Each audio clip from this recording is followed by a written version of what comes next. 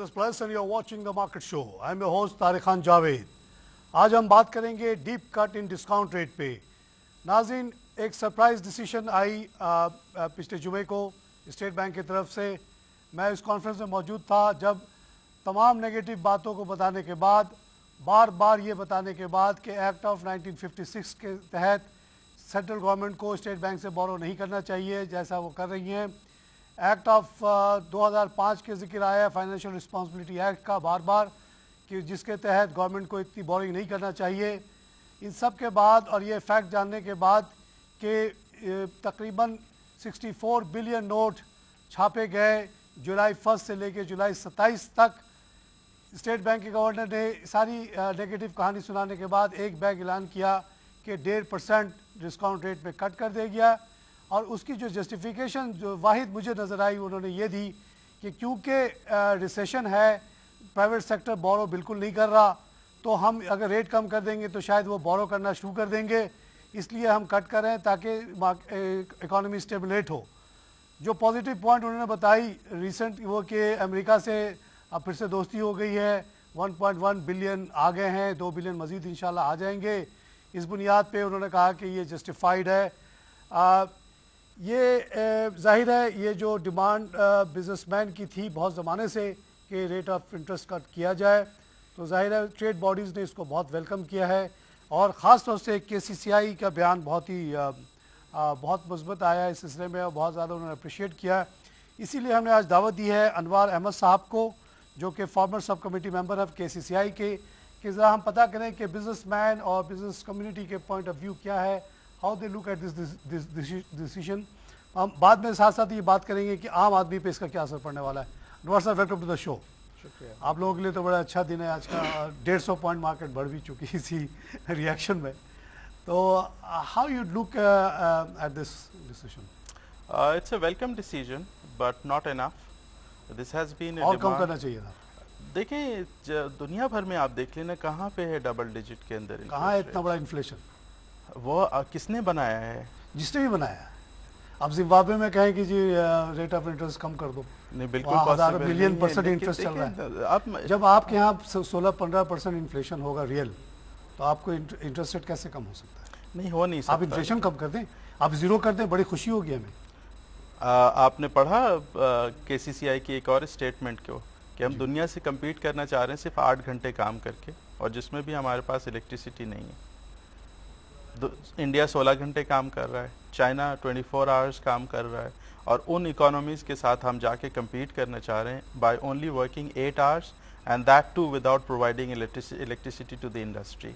Now this is हमारी छुट्टियाँ कितनी होती है साहब? हमारी छुट्टियां कितनी होती हैं देख लें. थोड़े दिन में 2 छुट्टी, 1 छुट्टी. बिल्कुल, वो तो छुट्टियां जो अनाउंस्ड है हमारे यहाँ, जो मतलब अच्छा, इंटरनेशनल इन्वेस्टर्स जो हैं ये भी एक कैलेंडर रखते हैं कि टोटल छुट्टी किस मुल्क में कितनी बिल्कुल होती है. ठीक बात है. जब मैं एक बैंक में काम करता था तो मिसाल के तौर पर श्रीलंका से पे बात चली, तो उन्होंने हमें कैलेंडर दिखाया कि जी वहाँ तो 180 डेज छुट्टी होती है.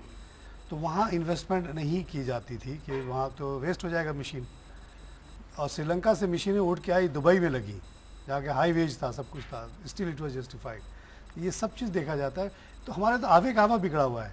हमारे इंटरेस्ट रेट को कम करने से क्या होगा? नहीं, actually they are going by text book. आपने देखा होगा हमारे मजीद अजीज साहब ने भी अपना स्टेटमेंट दिया था कि ये तो सिर्फ कोशिश ये कर रहे हैं कि किताबों में सब ठीक ठीक दिखाएं, अपने बैलेंस शीट के अंदर सब ठीक दिखाएं, और जो हमारी इकोनॉमिक फंडामेंटल्स हैं इन द टेक्स्ट बुक उसको सिर्फ ठीक दिखाने की कोशिश की जा रही है कि जी ठीक है, हमने रेट कट कर दिया, अब अगर परफॉर्म नहीं किया प्राइवेट सेक्टर ने तो हम क्या करें. प्राइवेट सेक्टर ने अगर फिर भी कर्जा नहीं लिया, अगर हम क्या करें? देखें, अब लेट्स प्राइवेट सेक्टर कर्जा लेगा कहाँ से? बच्चा है कि लेगा?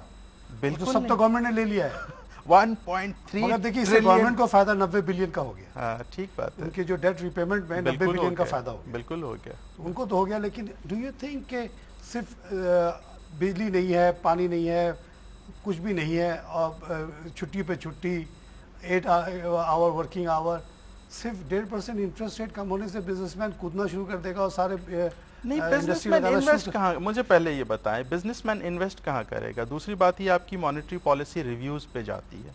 आप 2 महीने review- बाद फिर review 2 महीने बाद फिर रिव्यू पे जाएगी। कल को कोई और आपकी प्रॉब्लम आ जाती है, अचानक आप पंगा ले लेते हैं अमेरिका के साथ, और जो आपकी जो वो 1.5 कितने अभी 1.12 में से पूरे पैसे तो आपके भी आए भी नहीं है शायद, 1.1 तो अगर पूरे आ गए आपके पाइपलाइन वाले वो रुक जाते हैं, वो 4 महीने का IMF रिपेमेंट है। आपको फिर 421 बिलियन आपने पर फिर डे कोई पर प्रॉब्लम कर दी और फिर आपको रोक के बैठ जाएंगे रोक वहां देंगे, पे जी। हाँ। तो आप क्या करेंगे, दोबारा ले जाके 12 पे कर देंगे?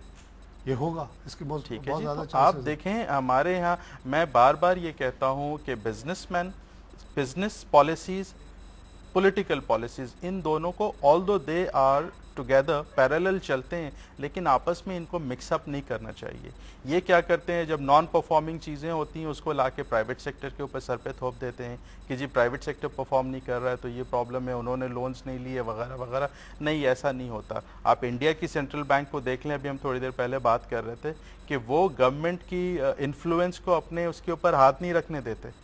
वो कंट्री के लिए जो बेस्ट होता है, जो उनका इतना बड़ा इंडस्ट्रियल सेक्टर है, उसको वो सपोर्ट करते हैं। देखिए ना, जैसे आज अचानक से government state Bank of Pakistan को एहसास हो गया कि जी बिजनेसमैन का एहसास होगा, वो प्राइवेट सेक्टर के लिए किया जाए। देखिए ना, आपने इंडिया की जो बात की या और जो जितने प्रॉपर मुल्क हैं, मैं आपके नॉलेज के लिए थोड़ी आपकी बात बताएं। काट रहा हूँ, मैं बताता चलूँ। चाइना 6.56% है इंटरेस्ट रेट, श्रीलंका, बांग्लादेश 7.75% है, इंडिया 8% इंटरेस्ट रेट पे काम कर रहा है। और उनका 8% इंटरेस्ट रेट को जाके आप फॉलो करें कि वो उसकी कंसिस्टेंसी कितनी है, बांग्लादेश के अंदर कंसिस्टेंसी कितनी है। आप जमाने से चल रहा है वो। शौकत अजीज साहब आए, उस वक्त कहाँ पे इंटरेस्ट रेट हुआ करता था और जाइंट्स लेते थे, और उसके बाद मैं एक लतीफ़े के तौर पे कह दूं कि जी ला के 40 भैंसें बैंक के सामने खड़ी कर देते थे कि इसको लोन की जगह एडजस्ट कर लो। ठीक है जी, लोन रीपे करने के लिए नहीं है। फिर उन्होंने एक पॉलिसी बनाई, और मुझे याद है जब वो वजीर ख़जाना थे और पीसी में जब वो अपना वो कर रहे थे, तो उन्होंने कहा मेरी ये कोशिश है कि मैं इंटरेस्ट रेट को कट करके सिंगल डिजिट पे ले आऊँ। तो हम बिजनेसमैन हंसे थे इस बात के ऊपर कि पाकिस्तान में single digit interest rate, he made it possible regardless कि how it performed, it did. Consumerism में, इसमें उसमें तमाम चीज़ों में आप देख लें, हाउस लोन्स में चले जाएं, ऑटो लोन्स में चले जाएं। सर, उससे पहले उन्होंने ये किया, जब मुशर्रफ साहब हुकूमत में आए तो नवाज शरीफ साहब की हुकूमत में 12% इन्फ्लेशन था। जी बिल्कुल। आप मेरी बात नहीं सुने, मुशर्रफ की बात नहीं सुने, उस ज़माने के इकोनॉमिक सर्विस पढ़े। बिल्कुल ठीक है। उन्होंने कहा कि ये गलत था, इतना हाई रेट ऑफ इन्फ्लेशन, हम इसको बहुत कम पे ले आएंगे। जी। और 99 से लेके 2000 और 2001, 2002, 2003 में आप देखें इन्फ्लेशन हो गया 4%। और आपकी जीडीपी कहाँ चली गई? जीडीपी बढ़ी जी 4% में, जो इन्फ्लेशन हुआ तो डिपॉजिट रेट हो गया 2%। जी बिल्कुल। तो लोग भागे कि यार कहीं 2% पे क्या मिल रहा है, चलो स्टॉक पे लगा दो, चलो प्रॉपर्टी पे लगा दो, कुछ बिल्डिंग बना लो, फैक्ट्री लगा लो। 8% पे आपको बोरिंग शुरू हो गई। शौकत अजीज ने एनकरेज किया कि जी आप कंज्यूमर लेंडिंग तो है ही नहीं, जीरो थी। तो आपने देखा कि 60 साल में जितनी लेंडिंग पूरे नहीं हुई थी वो 6-7 साल में हुई। 8% के बेसिस पे हुई ना।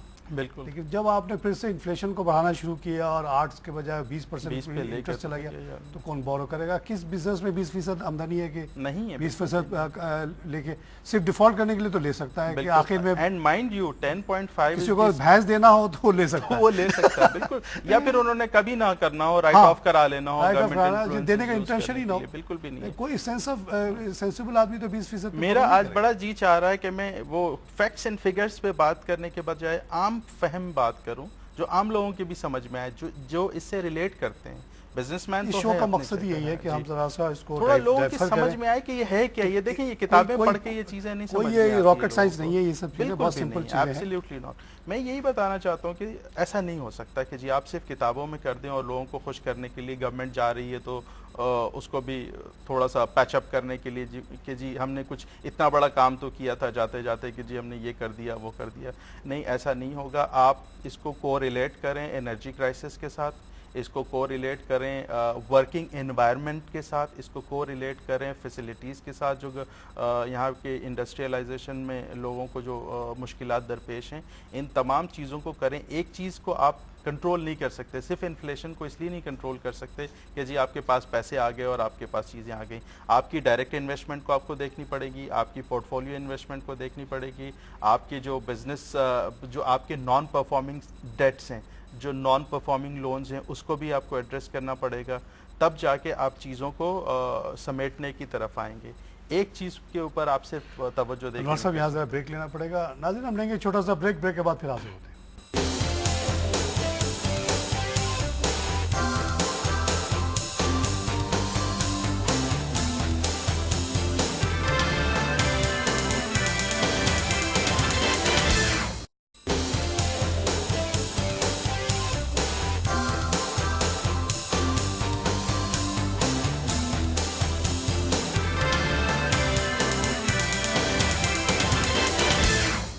Welcome back. हम बात करें deep cut in discount rate पे।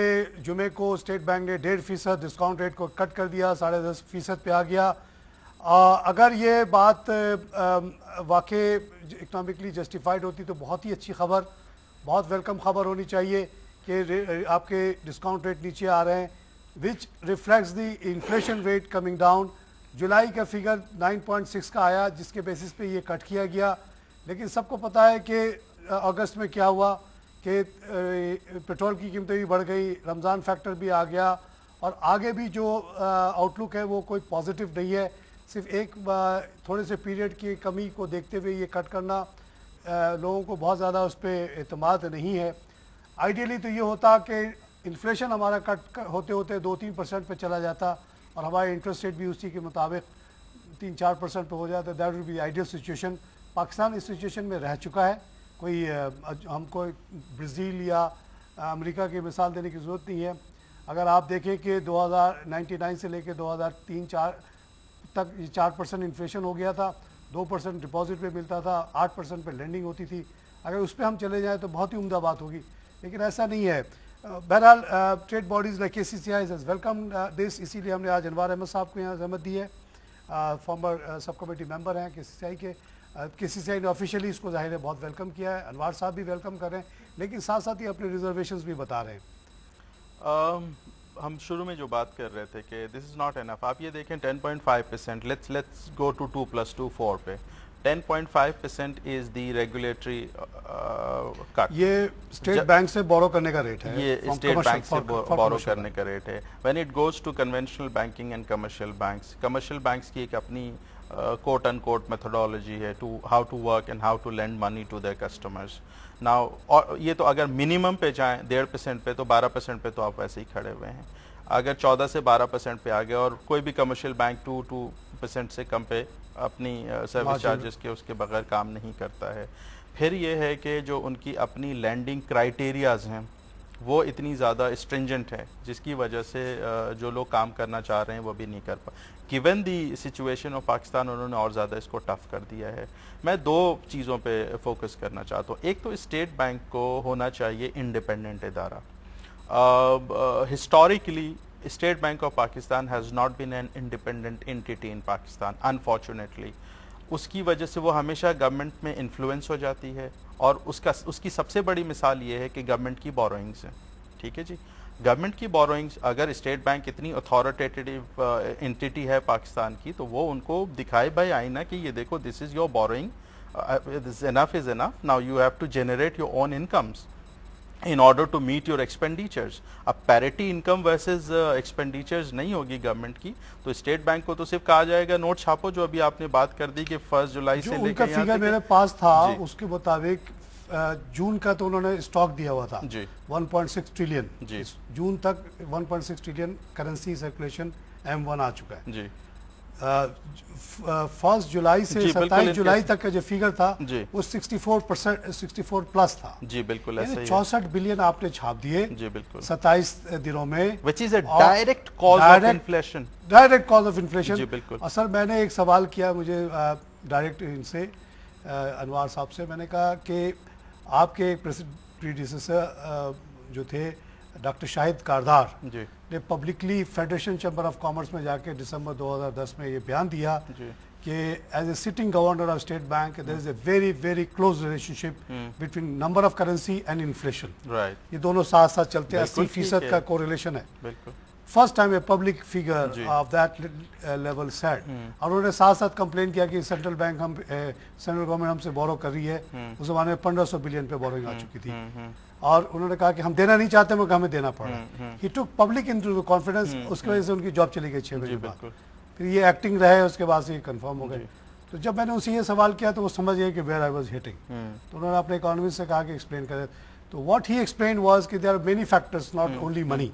ये ट्रेडिशनली जब से पाकिस्तान बना है ये होता रहा है कि आप दुनिया भर के फैक्टर्स को ब्लेम करते हैं और असली जो वजह है नोट छापने की और इन्फ्लेशन उसको अवॉइड करते हैं। जब बांग्लादेश हमारे साथ था तो 14 बिलियन नोट था। क्या आज 1.7 बिलियन नोट 1700 बिलियन नोट की जरूरत है इस मुल्क में? क्या मैशत इतनी बड़ी हो गई है बांग्लादेश को अलग करने के बाद? नहीं। तो आप नोट छापे जा रहे हैं, गरीब को मारे जा रहे हैं, हर चीज़ की कीमत 4 गुना 20 गुना 50 गुना होती चली जा रही है, लेकिन असली बात को आप कहने के लिए तैयार नहीं है। तो जब उनके इकोनॉमिस्ट ने ये बात कही तो फिर मैंने पॉइंटेडली उनको इशारा करके अनवार साहब से कहा व्हाट्स योर व्यू, उन्होंने भी वही घुमाया फिराया। तो दैट मीन्स के do not want to accept के there is a very deep relationship with each note printed and inflation, जिससे गरीब आदमी मर रहा है। बिल्कुल दुरुस्त बात। जब ये बात बीमारी को समझ लिया जाएगा तो उसका इलाज भी होगा। बिल्कुल दुरुस्त। उसके बाद जैसे आपने कहा कि स्टेट बैंक इंडिपेंडेंट है, एक्ट ऑफ 1964 की बात कर रहा है, एक्ट 56 की बात कर रहा है, एक्ट ऑफ 2005 की बात कर रहा है, तो उसको यूज तो करें। हाँ, रिफ्यूज कर दे कि हम नहीं देते जी, हम let the cheques be bounced. Exactly किस बात की मजबूरी है आपकी? आप बता भी रहे और फिर कर भी रहे। मैं आपने बांग्लादेश का जिक्र किया, हम केसीसीआई में एक ज़माने से इस बात को फोकस कर रहे हैं। हमारे कुछ कलीग्स ख़ास तौर पे बैंकिंग कमेटी के जो एनालिस्ट हैं और अभी हमारे चेयरमैन भी हैं रेहान, और पिछले अतीक साहब भी रहे हैं, इन्होंने बड़ा फोकस किया है कि एसएमईज़ को प्रमोट किया जाए। देखें, कोई किसी भी कंट्री की जो बैकबोन है ना वो एसएमईज़ होती हैं। जर्मनी कितना बड़ा इकोनॉमी है आपको पता है? 80% अमेरिका के बारे में आप ही के किसी रिप्रेजेंटेटिव ने बताया कि president Obama directly look after करता है एसएमई के लैंडिंग को, एसएमईज़ को, मेक श्योर कि उनके ऊपर किसी किस्म का प्रेशर ना आए, उन पे ये ना आए। देखें, एसएमईज़ प्रेसिडेंट को पता भी है कि एसएमई होता क्या है। एसएमईज़ जो परफॉर्म करती हैं वो कोई भी नहीं कर सकता। आपकी मेगा इंडस्ट्रीज़ होती है, आपकी स्टेट ओन्ड इंडस्ट्रीज़ होती हैं, वो होती हैं इन कॉरपोरेशंस वगैरह होती हैं जिसको गवर्नमेंट खुद पहले पैसा लगाते हैं पंपिंग इकोनॉमी के तौर पे, फिर उससे जनरेट करती हैं। लेकिन जो आपकी जीडीपी को डायरेक्टली हिट करता है वो आपके जाके एसएमईज़ हैं। जब तक कि आपकी एसएमईज़ नहीं होंगी उस वक्त तक आप एसएमई के जितने नुमाइंदे मेरे प्रोग्राम में आए हैं उन्होंने कहा है कि there is no landing at all, है ही नहीं है। और उनकी जो कोलेटरल बैंक जो मेन वजह वो बताते हैं कि बात होती है डिमांड सप्लाई पे। जब आपके पास बहुत लैंडिंग के लिए पैसे होंगे तब आप पहले बड़े लोगों को लैंड करेंगे, प्राइम को करेंगे, फिर आप मीडियम पे जाएंगे, फिर नीचे जाएंगे ना। तो वो कह रहे हैं कि पैसा तो है ही नहीं, तो जो भी डिपॉजिट आता है वो गवर्नमेंट ले लेती है 14% पे, 13% पे। तो उनको क्या जरूरत पड़ी कि इतने, एक तो है नहीं, फिर उनको जरूरत ही नहीं पड़ी कि वो एसएमई तक पहुंचे। एग्जैक्टली मैं आपको मजे की बात बताऊं, बड़े जो इदारे होते हैं ना, अगर उन्होंने लोन ले लिया और नॉन परफॉर्मिंग लोन ले लिया और वो इंडस्ट्री परफॉर्म नहीं कर रही, किसी वजह से वो किसी लॉसेस में जा रही, उन्होंने तो आपको अपने balance sheet, audited balance sheet पकड़ा देने हाथ में। लेकिन जो मीडियम एंटरप्रेन्योर्स होगा, जो एसएमईज़ का बंदा होगा, उसको इस बात की फिक्र होगी कि मैंने जो 2.5 लाख रुपए बैंक से लोन लिए हुए हैं, इसका जो इतना 12,000 रुपए बनते हैं, वो सबसे पहले उसको पे ऑफ करने के लिए वो जाके लाइन में खड़े हो, 2.5 लाख के अगेंस्ट उसकी बीवी के जेवर, उसके पता नहीं क्या क्या करता है, और हर चीज वो ऑलरेडी गिरवी भी कर चुका है जी। इसलिए भी उसको फिक्र है जी कि 2.5 के अगेंस्ट 5 लाख की वो गिरवी कर चुका है। वो अपने घर के कागजात जो भी उसके पास चीजें होती हैं वो जाके मॉर्गेज कराता है। दूसरी बात यह है कि उस 2.5 लाख में उसको अपना फ्यूचर नजर आता है, लेकिन उसके बावजूद नहीं मिलता ना। ये मसला इसमें देखें, State Bank regulatory authority, SME bank doesn't land, no they don't do it. State Bank again regulatory authority है, ठीक है जी। रेगुलेटरी अथॉरिटी की डेफिनेशन क्या है जरा आप मुझे बताएं? क्या वो बैंक्स को बाउंड नहीं कर सकते? बिल्कुल कर सकती है। तो फिर बैंक्स अपनी मर्जी से कोई इधर कोई इधर कोई इधर किस तरह से वो काम कर सकते? लेकिन वो खुद स्टेट बैंक खुद गिल्टी है ना। वो तो खुद ही स्टेट बैंक या तो नोट छाप के दे रहा है गवर्नमेंट को। 1.7 ट्रिलियन का नोट कहां से आ गया भाई? क्यों आ गया? किसने कहा था आपको इतना नोट छापने के लिए? that comes in you know as a virtue of 1.12 billion coming for your coalition fund, and then आप वो 3G की लाइसेंसिंग की अभी तक वो 7-8 महीने से डिलेड है और आप उस होप पे बैठे हुए हैं कि जी वो पैसे भी हमारे पास आएंगे प्लस आपकी ये चीज़ें आएंगी। I want to go back to Bangladesh system, Grameen banking का आपने बड़ा देखा। क्या उनको इस बात का डर नहीं है कि उनके वो जो लोग हैं वो पैसे खा के बैठ जाएंगे? वो घरों में ले जाके 5-5 हज़ार रुपये और 15-15 हज़ार रुपये क्यों पहुँचाता है? उनका मोबाइल बैंक क्यों ये काम करता है जाके? उसने 26 मिलियन लोगों की वहां जिंदगी बदल दी। आप जाके देखें, गरीब तरीन लोग जिनके पास कोई कोलेट्रल नहीं था जिनके सिर्फ एक ऑनर और एक एहसान।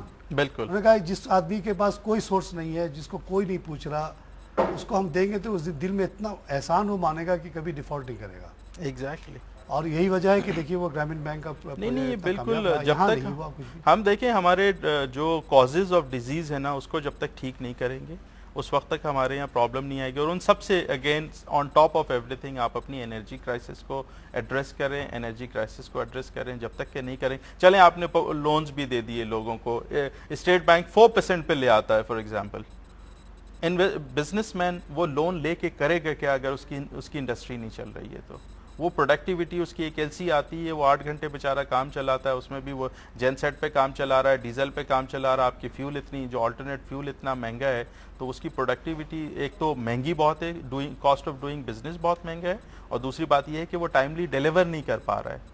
तो जब तक आप रूट कॉजेज को एड्रेस नहीं करेंगे उस वक्त तक ये चीजें हल होती हुई नजर नहीं आती। आप देखें बहुत अच्छा इन्होंने एनर्जी प्लान भी दिया है। हाँ, मैंने देखा आप लोगों ने। इस पे मैं कमेंट करना 20 चाहता साल हूँ, एनर्जी प्लान आपने मैं कमेंट करना चाहता हूँ इसके। हम बात कर रहे हैं कि जी हमारे पास एटॉमिक एनर्जी से हमारे पास इतनी आनी चाहिए, हमारे पास हाइडल से इतनी आनी चाहिए, कोल से इतनी आनी चाहिए। ये बहुत अच्छा प्लान है। अगर इस पे आज अगर नेक नियति से आज एक कदम भी उठाए गवर्नमेंट ना, तो शायद 7 साल के अंदर कोई इम्प्लीमेंटेशन की नौबत पे आ जाए। बात ये होती है हम फ्रंट लाइन एलाइज हैं अमेरिका के in the fight against terrorism. जब पिछले गवर्नमेंट में जो शुरू के अदवार थे इस गवर्नमेंट में, इस पे बड़ी बात हुई कि जी हम एटॉमिक एनर्जी के ऊपर जाएंगे और वो करना चाहते हैं और अमेरिका से बात करेंगे, आंखों में आंखें डाल के बात करेंगे, ये करेंगे वो करेंगे। हिलरी क्लिंटन इंडिया गई, उनको जाके ग्रांट कर दिया, ओबामा आया चंद घंटों के लिए, उनको वो सारी चीज़ें करके चला गया। आज 5वां साल आपका शुरू हो गया है, ख़त्म होने को है, आपने क्या इसके ऊपर किया? क्या आपने इस बार, मैं तो कहता हूँ $1.1 बिलियन लेने से बेहतर था कि आप उनसे ये अपनी एनर्जी क्राइसिस की बात करते हैं कि हमें जो है ना वो एटॉमिक एनर्जी उसको देने की इजाज़त अलाउ करें। मतलब वेयर इज योर मतलब there is an imbalancement between your relationship. Even आपकी रिलेशनशिप को तो बैलेंस करें ना कम से कम। अगर आप इक्विलिब्रियम की बात करते हैं तो आप बराबरी पे बैठ के बात तो करें, वो चीज़ नज़र नहीं आती। कोल पे हम बात कर रहे हैं, we have the biggest reserve and all that, but उस पर काम शुरू करें। अभी तक हमारे पास स्टेटमेंट्स ही आ रही हैं गवर्नमेंट की कि जी सिंध गवर्नमेंट के भी आते हैं, सेंट्रल गवर्नमेंट की भी चीज़ें आ रही हैं, काम कब उसके ऊपर शुरू होगा? सस्ता तरीन है वो नहीं हो पा रहा है। आपने डैम अभी तक, चलो पिछली गवर्नमेंट ने नहीं किया कोई काम उसके ऊपर, आपने क्या करके दिखाया अभी तक उसके ऊपर? जहाँ तक थर कोल और का सवाल है, उस पर जितनी बड़ी इन्वेस्टमेंट की ज़रूरत है, वो जब तक बड़ी बड़ी कंपनीज इंटरेस्टेड नहीं होंगी और आएंगी नहीं जी, वो नहीं हो सकता। आप उसको माहौल देना, सोर्सेज ही नहीं है। ये मुबारक सबरकंद बेचारे को अगर आपने थोड़ा सा कुछ पैसे दे दिए, उससे क्या कर लेंगे वो? नहीं, मशीनरी इतनी महंगी है, इसकी हर चीज़ इतनी महंगी है कि छोटे मोटे कंपनीज का भी काम नहीं, बल्कि एक कंपनी का भी काम नहीं है। यहाँ तो consortium of 6-7 big companies can do this. आपको पता है इंडिया में पीछे 100 बैंकों का कंसोर्शियम सपोर्ट दे पैसा, तब जाके होगा ही काम। इंडिया में जब कोल पे काम किया था तो इंडियन कंपनी ने तो नहीं किया ना? नहीं, किसने किया? एनरॉन ने आके किया। एनरॉन ने किया। एनरॉन इंडिया की कंपनी। सऊदी अरेबिया जैसा अमीर मुल्क, अनवर साहब मैं वहाँ रहा हूँ जी, जब उनको ख्याल आया कि जद्दा और रियाद वगैरह में भी ढूंढा जाए जी, पता था कि ड्राई एरियाज हैं जी, तो इनवाइट किया गया बड़ी बड़ी जितनी शेवरॉन है सबको। सबने कहा कि जी too risky business to do. They created 2 big consortiums, Mobil link, Chevron, ये वो 6 कंपनी एक तरफ हुई, 6 कंपनी एक जद्दा को लिया, फिर उन्होंने उस पर काम शुरू किया। यानी सऊदी गवर्नमेंट खुद नहीं कर सकती थी। नहीं, हाँ। सऊदी गवर्नमेंट तो बहुत रिच है ना जी, वो कहती जी हम खुद डिस्कवर कर लेंगे, एक रियाद डेवलपमेंट कंपनी बना देते, एक जद्दा नहीं, उनको भी बुलाना पड़ा। उनमें भी किसी एक कंपनी में दम नहीं था कि अकेले इतना बड़ा रिस्क लेती। तो ये थर्ड कोल आप कैसे निकाल लेंगे भाई? कहाँ आपके पास पैसा है? You have to create enabling atmosphere for these large companies to come in. बिल्कुल, कुछ भी आपने नहीं किया। Not a single। एंग्लो के साथ जो हो रहा था वो भी मेरे ख्याल में फंस हो गया है, उसमें कोई खास वो तो जाहिर सी बात नहीं हो रहा उस पर आगे। हाँ, इसलिए नहीं हो पाएगा। Back down. हाँ, उसकी वजह है ना, सपोर्ट इनको नजर नहीं आता ना, कोई कंसिस्टेंट सपोर्ट नजर नहीं आता। आधी गवर्नमेंट को लगानी थी, आधी उनको लगानी थी, वो बैक आउट कर गए। नहीं हो सकता। समरकंद साहब नहीं, इस पे इनको जरूरत है इस बात की कि सीरियसनेस के साथ देखें। मैं हमेशा कहता हूं कि सीरियसनेस के साथ करें, लोग आप पे ट्रस्ट करेंगे। आपसे गलती भी होगी ना तो लोग कहेंगे इन्होंने सीरियसनेस के साथ, नेक नियति के साथ ये काम स्टार्ट किया था। जब तक कि आपकी सीरियसनेस नजर नहीं आएगी, ये टेक्स्ट बुक को छोड़ दें प्लीज। अब मतलब लोग भी इतने एजुकेट हो चुके हैं इस मुल्क में, बिजनेसमैन को लॉलीपॉप दे के आप खुश करने की कोशिश कर रहे हैं, तो that's not enough, you know. देखिए ना, अगर आपने बिजनेसमैन को खुश किया तो इस एड्रेस में आपने अवाम का क्यों नहीं जिक्र किया कि what is the real inflation rate? सबको पता है कि 9.6 पे लोगों को यकीन नहीं है। बिल्कुल ठीक। आप महंगाई आप देख ले पिछले 2 महीने में जिस तरह से नहीं, मैं आपको बताऊं, ये सिर्फ इन्होंने इस बेस पे किया था कि पिछले दिनों जब फ्यूल के प्राइसेस हाँ, कम हुए थे, एक तो महीने वो के एक फिगर महीने के लिए, बाद में आपने दोबारा आप अपने गैस एंड पेट्रोलियम के प्राइसेस को देख लेना, you have increased it twice. और आपने ये जो इंटरेस्ट रेट कट किया है, ये आपने on the basis of that decrease जो आपने पिछले जुलाई में और उसका जो आपने किया था जुलाई में जाके किया था, तो उसको बेस करके आप ये किस तरह से कर सकते हैं? ओके, इस पे हम नेगेटिवली नहीं बात करते कि आपने क्यों किया, अच्छा किया, इससे भी कम होना चाहिए, लेकिन आपकी एक कंसिस्टेंट पॉलिसी होनी चाहिए। जब तक कि नहीं करेंगे, this is not going to work. Inflation को ऑन लॉन्ग टर्म बेसिस कम करें। फिर आप फिलिप्स कर्व यही कहता है कि रिलेशनशिप दोनों का बहुत क्लोज है। बिल्कुल, आप इसको कर नहीं सकते, किसी के मर्जी को करने के लिए आप नहीं कर सकते जी। तो आप रियल कॉज जो है इन्फ्लेशन, और इन्फ्लेशन का रियल कॉज है डेफिसिट फाइनेंसिंग, उस पर आप तवज्जो दें। बिल्कुल। और जहाँ तक सेंट्रल बैंक का ताल्लुक है, जैसा आप कह रहे हैं इंडिया की और दूसरे मुल्कों की, ये एकदम इंडिपेंडेंट इदारे होते हैं। वो बजाय ये कि आके तकरीरों में कंप्लेन करें, हमसे बताएं, वो रिफ्यूज़ कर दें गवर्नमेंट के request for overdraft. Basically overdraft हैं ये, आप चेक को रिफ्यूज़ कर दें। गुड क्रेडिट मैनेजर वो होता है जो हर चीज़ का एक लिमिट बनाता है, और लिमिट के ऊपर जो भी चीज़ आती है रिफ्यूज कर देता है। उसका एमडी कहे, कोई भी कहे वो नहीं सुनता। उसके सामने ग्राउंड रियलिटी होती है ना। अब इस केस में अनवार साहब is responsible for the people of Pakistan, जी बिल्कुल, जिन्होंने उनको गवर्नर बनाया है, इतनी बड़ी तनख्वाह दे रहे हैं, और उनका मेन काम ये है कि जो हमारी परचेजिंग पावर है, हमारा जो रुपया है, 1 रुपये का नोट, उसकी कदर बरकरार रहे, वो उसको प्रोटेक्ट करना उनका मेन काम है as a public servant. But he has failed to deliver and all these previous ones as well. जी बिल्कुल। और बाकी चीजें सेकेंडरी आ जाती हैं। बिल्कुल। जब आप रुपए को की कदर को मकामी तौर पे प्रोटेक्ट करके रखेंगे तो एक्सटर्नली भी प्रोटेक्ट हो जाएगा। जाहिर सी बात, नीचे यहाँ नहीं होगा तो बाहर भी नहीं होगा, रुपीस भी गिरेगा। में हमने जो हमारी मोडीज की डाउनग्रेडिंग वगैरह की बात की थी, वो तो जाहिर है वो आपकी करेंसी रेट, ये वो तमाम चीज़ों को देख के, आपकी अपनी ट्रेजरी बिल को, तमाम चीज़ों को देख ही करते हैं ना। वो तो ये जस्टिफिकेशन कि गवर्नमेंट को हम नहीं देंगे तो गवर्नमेंट कैसे चले, that's not your problem. That's not your problem. You refuse. बिल्कुल। जैसे हम लोग क्रेडिट मैनेजर नहीं, हमेशा होता है, सर्टेन परसेंटेज होते हैं, कस्टमर बड़ा प्रेशराइज करता था, जी आप ये चेक पास नहीं करेंगे तो ये हो जाएगा। That's not my business, go and find cash flow somewhere. हमारे एक लिमिट थी, वो क्रॉस हो गई, खत्म हो गई। बिल्कुल ठीक बात है। आप ओडीज पे पर्सनालिटीज का बड़ा इंपॉर्टेंट होता है। ओडीज पे depends on how strong is the credit manager. He is not getting influence कि इधर से फोन आ जाएगा, उधर से फोन आ जाएगा। वो अपना काम करे। वो अनवार साहब को चाहिए कि अब जैसे डॉक्टर शाहिद करदार साहब ने दिसंबर 2010 में किया था, अवाम के साथ पास आए कि जी गवर्नमेंट हमसे मांगे जा रही है, I am going to stop it today and protect me, come like chief justice की तरह मुझे आके आप लोग सपोर्ट करें। ठीक बात है कि जी मुझे जब ये निकालने लगे या मुझे मारने लगे तो आप आके मुझे बचाएं, हम करोड़ों के जुलूस निकाल देंगे उनके फेवर। वो नहीं हो रहा। ये एक बहुत बड़ा सोर्स ऑफ पॉवर्टी ये है। ये it is Indeed large source of poverty. हमने ब्राजील में, जिम्बाब्वे में, लेबनान में देखा है कि जब करेंसी छापते हैं तो किस तरह से गुर्बत फैलती है, तेजी से। इससे ज्यादा आसान तरीका गुर्बत पैदा करने का कोई नहीं। Money becomes cheap, you can go and buy anything. Means अब एक आदमी की तनख्वाह 7,000 है, उसमें से आप अगर हम 9% भी मान ले, 10% भी, तो हर साल आप उसमें से 700 रुपए कम करते जाएंगे तो वो कहाँ सर्वाइव करेगा। और एक अच्छी पॉजिटिव बात बताऊं, अगर आपके शो में वक्त है तो। जी अब टाइम नहीं रहा, अनवार साहब फिर इंशाल्लाह बात करेंगे। नाज़रीन, डीप कट डिस्काउंट रेट पे ये डिस्कशन हमने की।